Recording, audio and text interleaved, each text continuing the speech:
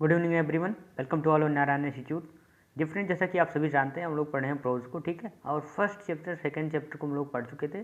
हम लोग पढ़ रहे थे चैप्टर नंबर थर्ड, जो कि हमारा है डीप वाटर यानी गहरा पानी, जिसके राइटर हैं विलियम डॉगल्स, ठीक है हमारे फ्रेंड्स। तो हम लोगों ने यहाँ तक पढ़ लिया था, out of the water but not my mouth. यहाँ तक हमने कल की क्लास में पढ़ लिया था। अब आज हम शुरुआत करेंगे यहाँ से, ठीक है। तो बहुत अच्छे से ध्यान से समझिएगा। लेकिन उससे पहले मैं आपको बताना चाहूँगा कि अगर आप यूपी बोर्ड के स्टूडेंट हैं, यूपी बोर्ड एग्जाम 2023 की तैयारी कर रहे हैं, तो तुरंत चैनल को सब्सक्राइब कर लें, ठीक है हमारे फ्रेंड्स। क्योंकि यहाँ पर पर डे शाम 8 बजे आपकी क्लासेस इंग्लिश की होती हैं, और यहाँ से तैयारी करके आप इंग्लिश के सब्जेक्ट में 95+ मार्क्स आसानी से पा सकते हो। प्यारे दोस्तों, आइए दिन न करते हुए शुरुआत करेंगे आज की क्लास का। लेकिन दोस्तों प्लीज़ वीडियो के एंड तक जरूर बने रहिएगा, ठीक है, ताकि आपको अच्छे से समझ में आ सके। अगर आप सोचते हैं कि 2 मिनट आगे का देख लूँ, समझ में आता है तो आता है, नहीं फिर आगे बढ़ूंगा, तो ऐसा नहीं। पहले आप इस वीडियो को एंड तक देखिए, तभी आपको समझ में आएगा, ठीक है। क्योंकि कोई भी चीज़ तुरंत आपको समझ में नहीं आएगी पहली बार में। आप थोड़ा 5 मिनट पढ़कर देखिए, फिर आपको खुद पता लग जाएगा कि आपको कैसा लग रहा है ये, ठीक है, कि आपको समझ में आ रहा है या नहीं। तो आइए देर न करते हुए शुरुआत करते हैं आज की क्लास का।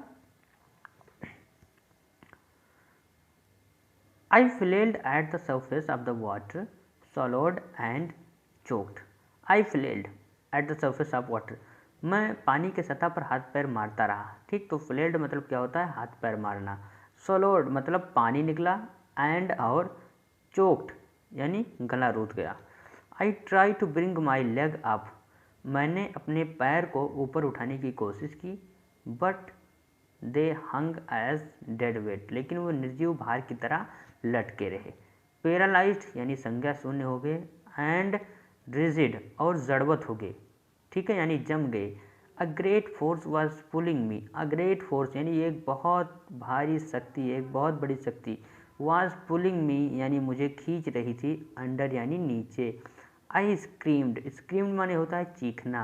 तो राइटर क्या कहते हैं कि मैं चीखा, बट लेकिन ओनली वाटर, ठीक, only the water heard me.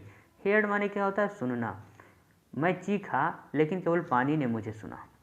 I had, ठीक, started on the long journey, ठीक, मैंने शुरुआत कर दी थी एक लंबी यात्रा, back to the bottom of the pool यानी दोबारा यानी पुनः तालाब के तल पर जाने के लिए। I struck at the water, struck मतलब होता है भैया जोर आजमाना। तो आई स्ट्रक मैंने जोर आजमाया, एट द वाटर यानी पानी पर, एज, ठीक, जैसे आई वेंट डाउन, जैसे मैं नीचे जाने लगा तैसे मैंने पानी पर जोर आजमाया। एक्सपेंडिंग माई स्ट्रेंथ, ठीक, अपने ताकत को, as one in nightmare fight an irresistible force. Expending my strength, ठीक, अपने ताकत को इस प्रकार खत्म होते हुए, जैसे वन यानी कोई व्यक्ति, इन नाइट मेयर यानी रात के स्वप्न में, ठीक है, भयानक स्वप्न में, फाइट यानी लड़ता है, एन एक, इरिस्टिबल यानी अपराजेय, फोर्स यानी शक्ति से, ठीक, इस तरह अपने ताकत को गंवाते हुए जैसे कोई व्यक्ति भयानक स्वप्न में किसी अपराजेय शक्ति से लड़ता है। आई यानी मैं, I had lost all my breath, मेरी सांस फूल चुकी थी। माई लंग्स हमारे फेफड़े, एज्ड यानी दर्द कर रहे थे। माई हार्ट थ्रोब्ड, और मेरा सिर धक धक कर रहा था। क्लियर? कहीं भी अगर समझ में ना आए तो आप तुरंत पूछ सकते हैं, ठीक है। और माय फ्रेंड्स, यहाँ पर मैं मीनिंग्स को बताते चलता हूँ, आप लोग अपनी किताब को खोल लीजिए और पेंसिल ले लीजिए, ठीक है। इसके मीनिंग को लिखते चलिए और याद कर लीजिए, ताकि बाद में अगर आप इसका मीनिंग निकालना चाहें तो निकाल सकें। I was getting dizzy, getting dizzy मतलब होता है चक्कर आना, ठीक है, गेट डिजी मतलब चक्कर आना। तो आई वॉज गेटिंग डिजी यानी मुझे चक्कर आ रहे थे, बट लेकिन आई रिमेंबर मुझे याद थी, द स्ट्रेटजी यानी वह योजना। मुझे चक्कर आ रहे थे लेकिन मुझे वह योजना याद थी। अब कौन सी योजना, जब राइटर ने बनाई थी नीचे जाते हुए, यानी I would spring from the bottom, कि मैं तालाब के, ऑफ द पूल यानी मैं तालाब के तल से छलांग लगाऊंगा, ठीक है, एंड और कम लाइक अ कॉक टू द सर्फेस, और एक कॉर्क की तरह सतह पर आ जाऊंगा। आई वुड लाई यानी मैं लेट जाऊंगा, लाई मतलब होता है लेटना, फ्लैट यानी सीधा, ऑन द वाटर मैं पानी पर सीधा लेट जाऊंगा, स्ट्राइक आउट, ठीक है, अपने strike out with my arms, strike out मतलब होता है पानी काटना, तो स्ट्राइक आउट मतलब पानी काटूंगा विथ माई आर्म्स अपनी भुजाओं से, और and thrash with my leg और अपने पैर मारूंगा, देन फिर I would get to the edge माने होता है किनारा, ऑफ द पूल, फिर मैं तालाब के किनारे पर आ जाऊंगा, एंड बी सेफ और सुरक्षित हो जाऊंगा। ओके माय फ्रेंड्स, अब यहाँ से हम लोग बढ़ते हैं। आई वेंट डाउन, मैं नीचे जाता गया, डाउन नीचे जाता गया, इनलेसली यानी अनंत रूप से, मैं नीचे और नीचे अनंत रूप से जाता गया। आई ओपनेड माई आईज, मैंने अपनी आंखें खोली, nothing but water with a yellow glow, कुछ नहीं था किसके सिवाय, एक पीली चमक वाले पानी के सिवाय, डार्क वाटर यानी अंधेरा सा पानी, that no one could see through, जिसके आर पार कोई नहीं देख सकता था, and then sheer stark terrorized me, and then और तब भयानक डर ने मुझ पर काबू कर लिया, टेरर दैट यानी वह डर, नोज नो अंडरस्टैंडिंग, वह डर जहाँ समझ काम नहीं आती, terror that knows no control, वह डर जो बेकाबू हो जाता है, terror that no one can understand, वह डर जो कोई नहीं समझ सकता, हु हैज़ नॉट एक्सपीरियंस, जिसने इसका अनुभव नहीं किया है। I was shrinking under water, मैं चीख रहा था, श्रिंकिंग माने चीखना, तो मैं पानी के नीचे चीख रहा था। आई वॉज पैरालाइज्ड, मैं संज्ञा शून्य हो गया था, ठीक है हमारे फ्रेंड्स, अंडर वाटर यानी पानी में।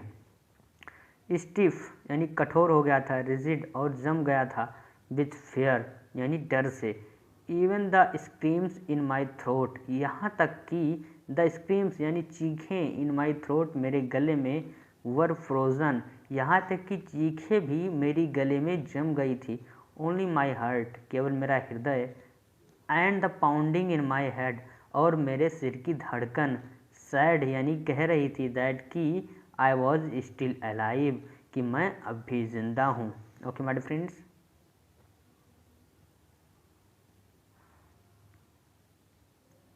अब यहाँ पर देखिए एंड और, then in the mist of the terror came a touch of reason, and और तब यानी देन यानी तब, और तब इन द मिस्ट, मिस्ट मतलब होता है के मध्य में, and in the mist of terror, और तब आतंक के मध्य में, टेरर मतलब होता है आतंक, और तब आतंक के मध्य में, केम अ टच ऑफ रीजन, एक समझ की बात याद आई, आई मस्ट रिमेंबर, मुझे याद थी, टू जंप यानी जंप करना, when I hit the bottom, जब मैं तल को छूंगा, एट लास्ट अंत में, आई फेल्ट मैंने महसूस किया, द टाइल्स अंडर मी, कि जो तालाब के नीचे तल में टाइल्स लगी हुई थी वो मेरे नीचे है, माई टॉयज, टॉयज मतलब होता है पैर की उंगली, तो मेरे पैर की उंगली reached out as if to grab them, मेरी पैर की उंगली वहाँ पर पहुँच रही थी, ऐसा मानो कि वह उसे पकड़ने की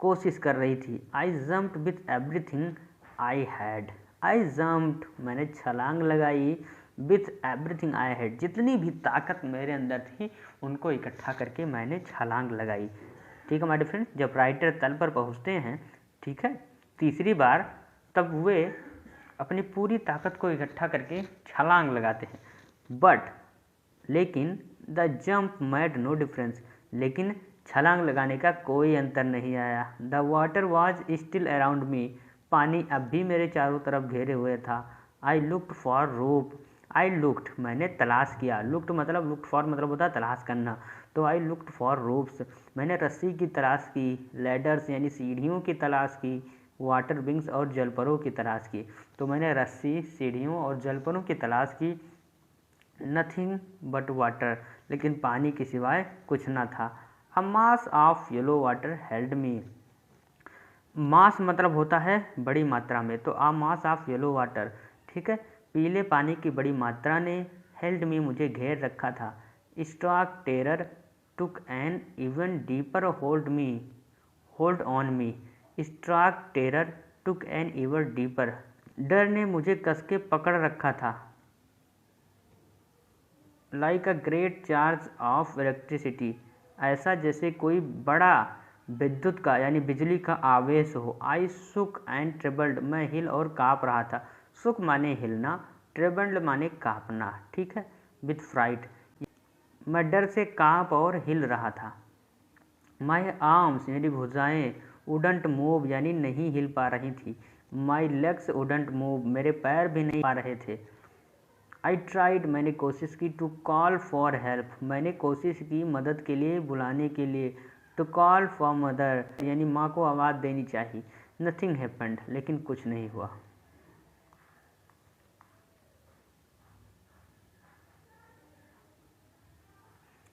एंड देन, और तब, स्ट्रेंजली, ठीक है, यानी विचित्र बात थी। और तब विचित्र बात थी, देयर वॉज अ लाइट यानी प्रकाश हो गया।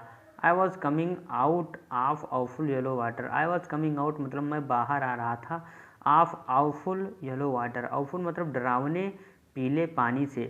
एट लीस्ट, अंत में, माई आइज़ व, अंत में मेरी जो आँख थी वो बाहर थी। My nose was almost out too, और मेरे नाक भी बाहर थे।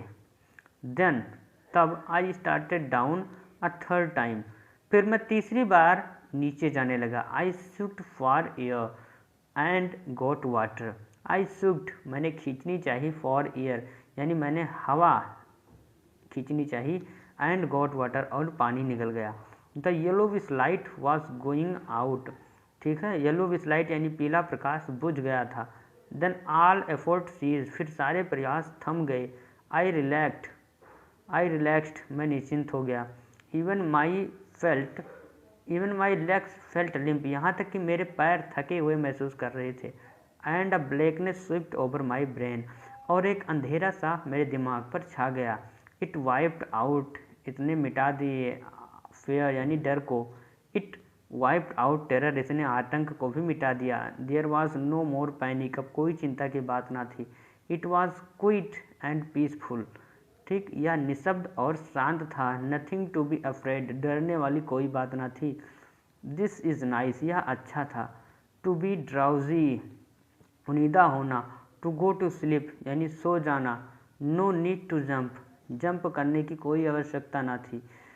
टू टायर्ड टू जंप, और मैं छलांग लगाने के लिए अत्यधिक थका था। It's nice to be carried gently, यह अच्छा था कि कोई उठाकर ले जा रहा है। To float along in space यानी आसमान में तैरते हुए। Tender arms around me, tender मतलब होता है नाजुक, आर्म्स मतलब होता है भुजाएं, नाजुक भुजाएं मेरे चारों तरफ थी। टेंडर आर्म्स लाइक मदर्स, नाजुक भुजाएं जैसे